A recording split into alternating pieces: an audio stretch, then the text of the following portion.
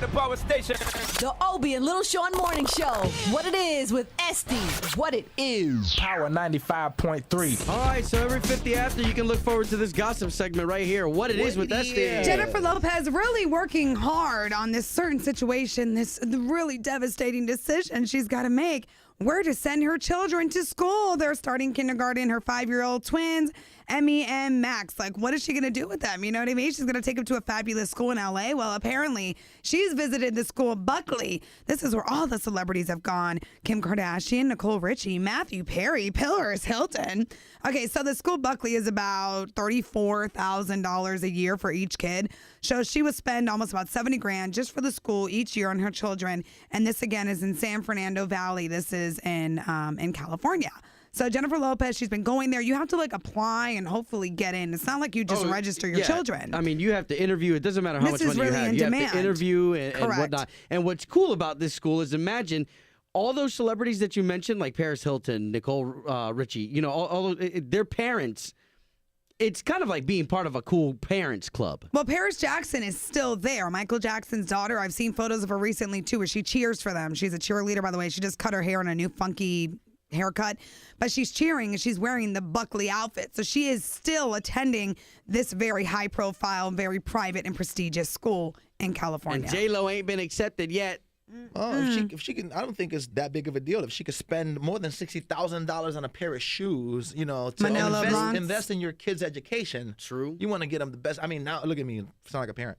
Now that you're I'm just 2 weeks into having a kid. Not even. You got all my baby. He's gonna be 2 weeks old tomorrow, and I already sound like I've like 20 years experience because I'm already looking into schools for him. And the other day we were past because his Middleton Pediatrics, his pediatric place is right across the street from Highland Prep. Man, that place is expensive. Yeah, like Highland Preparatory School.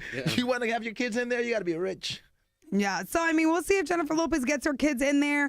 Again, her 2 twins starting kindergarten, and they make me go into that very expensive private school in California. Sometimes you pay more than $1,000 just to fill application out. All right, what it is with Chris Brown. He's known for having a bad temper. We all know this, and he's been associated with a number of high-profile altercations.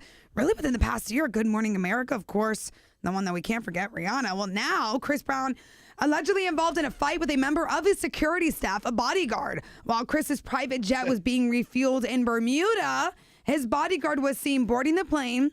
Something happened in there that he exited the aircraft, followed by another man. Apparently, the security guard left due to some huge argument that happened between he and Chris Brown as he boarded the jet. So he opted not to go back with Chris Brown. They had it out. He got his own private flight to go to the JFK airport in New York.